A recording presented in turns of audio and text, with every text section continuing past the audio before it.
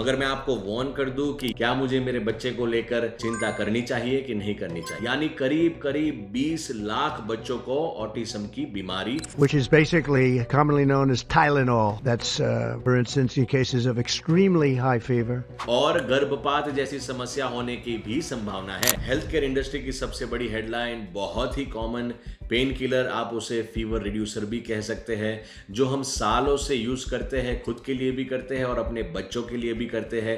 अभी अभी Donald J Trump, America के प्रेसिडेंट, ने बहुत ही बड़ा स्टेटमेंट दिया हुआ है। चलिए देखते हैं क्या है ये statement. Which is basically commonly known as Tylenol during pregnancy can be associated with a very increased risk of autism. So taking Tylenol is not good. All right, I'll say it. It's not good. For this reason, they are strongly recommending that women limit Tylenol use during pregnancy unless medically necessary. That's, for instance, in cases of extremely high fever. एक और America के president का कहना है कि Tylenol use नहीं करनी चाहिए, और दूसरी ओर एक्सपर्ट्स का ये मानना है कि बुखार को कम करने के लिए जब ये दवाई आप नहीं लेते तो माता और आने वाले बच्चे पर बहुत ही बड़ा रिस्क आ सकता है। मगर मैं आपको वार्न कर दूं कि ये टॉपिक बहुत ही सेंसिटिव है और इसमें छोटी छोटी ऐसी चीजें हैं जो मुझे पॉइंट आउट करनी पड़ेगी, इसलिए मैं इस टॉपिक को शॉर्ट में नहीं कर सकता।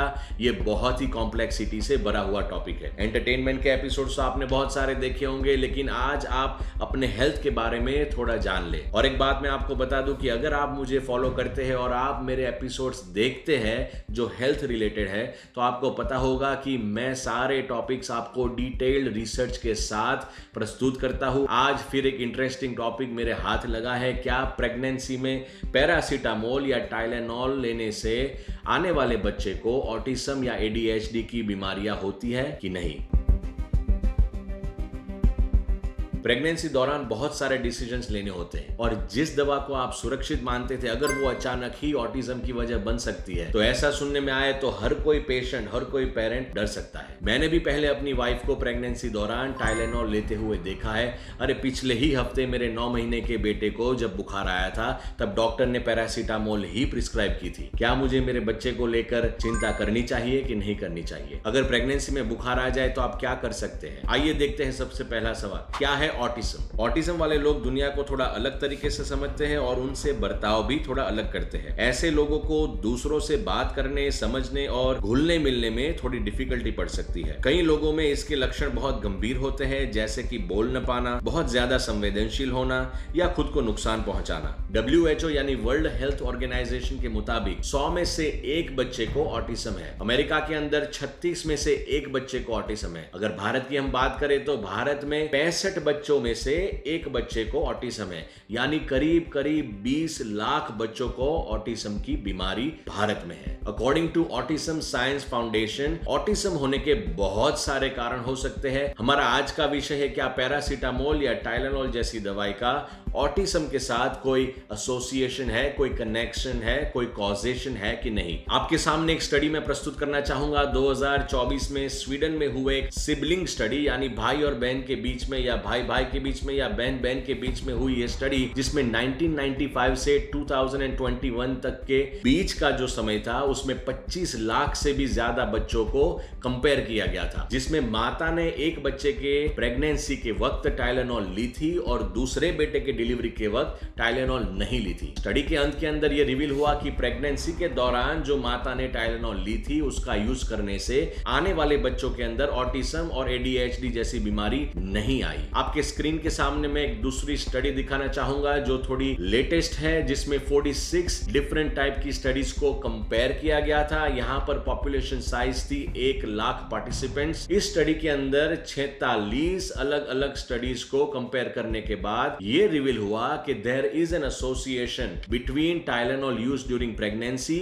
और न्यूरो डेवलपमेंट। और इस स्टडी के अंदर थोड़े लिमिटेशंस भी है। यहां पर यह स्टडी केवल एसोसिएशन ही बता पाई है। यह स्टडी सकी, कॉजेशन नहीं बता पाई। और जब मैंने ये 46 स्टडीज को एक्चुअली पढ़ा तब मुझे पता चला कि ये 46 स्टडीज में से केवल 8 ही स्टडीज ऐसी थी जिन्होंने डायरेक्टली ऑटिज्म के बच्चों से कंपेयर किया। 8 स्टडीज में से 5 स्टडीज एसोसिएशन बता पाई है, 2 स्टडीज नहीं बता पाई और 1 स्टडीज ने मिक्स्ड रिजल्ट्स दिए हैं। आप यहां पर देख सकते हैं कि ये डेटा जरा भी क्लियर नहीं है।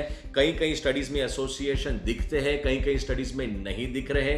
स्पेशली प्रेगनेंसी मेडिसिन का साइंस जो है वो बहुत ही कॉम्प्लेक्स होता है। ऐसी सिचुएशंस में एक्सपर्ट्स की राय लेना ही जरूरी है। मैं आपको ऐसी एक्सपर्ट सोसाइटीज का नाम दूंगा अभी, SMFM यानी कि Society of Maternal Fetal Medicine and ACOG, American College of Obstetrics and Gynecology. ये दो बहुत ही बड़ी एसोसिएशन है और यहां पर एक्सपर्ट्स का मानना है कि पब्लिश की गई स्टडीज के डेटा जरा भी साफ नहीं है, ये डेटा अनिश्चित है। उनका ये रिकमेंडेशन है कि प्रेगनेंसी के दौरान टाइलेनॉल अभी भी दर्द या बुखार कम करने के लिए सबसे सुरक्षित दवाई है। They recommend using lowest effective dose for the shortest period of time, कम से कम मात्रा के अंदर और कम से कम समय के लिए। चलिए थोड़ा डिटेल में देखते हैं, प्रेगनेंसी के दौरान ये जो बुखार आता है, ये फीवर होता है, क्या ये प्रेगनेंसी में खतरा हो सकता है कि नहीं। खासकर पहले 3 महीने में जब माता को बुखार होता है तब बच्चे को दिमाग और रीढ़ की हड्डी से जुड़ी बीमारियां हो सकती है, साथ ही दिल की बीमारी भी हो सकती है, फेशियल डिफेक्ट जैसी बीमारियां भी हो सकती है और गर्भपात जैसी समस्या होने की भी संभावना है। इसलिए बुखार का इलाज सही समय पर करना बहुत ही जरूरी है। दूसरी और तीसरी ट्राइमेस्टर के बारे में बात करें तो बुखार को ट्रीट नहीं करने से कॉन्ट्रैक्शन शुरू हो सकते हैं और समय से पहले डिलीवरी भी हो सकती है। ऐसी सिचुएशन में पैरासीटामोल या टाइलेनॉल जैसी दवा के अलावा दूसरी कोई भी ओवर द काउंटर मेडिसिन यानी OTC दवाई प्रेगनेंसी में सेफ नहीं मानी जाती। इसलिए आपको जरूरत हो तो आप इस दवाई को ले सकते हैं और अगर आपने ये दवाई पहले से ही ले ली है तो ज्यादा चिंता मत कीजिए, ज्यादा मत सोचिए। ये दुनिया भर में प्रेगनेंसी में सबसे ज्यादा इस्तेमाल होने वाली दवाइयों में से एक दवाई है। 65% गर्भवती महिलाएं इस दवाई का सेवन करती है। अगर आपको ये वीडियो पसंद आया हो तो लाइक, शेयर, कमेंट और सब्सक्राइब जरूर कीजिए। और मैं आपको बता दूं कि मैं फार्मासिस्ट जरूर हूं पर मैं आपका फार्मासिस्ट नहीं हूं। इस वीडियो में मैंने जो भी बात आपको कही है वो सिर्फ जानकारी देने के लिए कही है, ये मेडिकल सलाह नहीं है। आपको जो भी स्पेसिफिक सवाल आपकी हेल्थ रिलेटेड हो तो आप अपने डॉक्टर या अपने फार्मासिस्ट से कंसल्ट कर सकते हैं। तो आइए मिलते हैं एक नए वीडियो के अंदर, तब तक के लिए धन्यवाद, नमस्कार, शुभकामनाएं।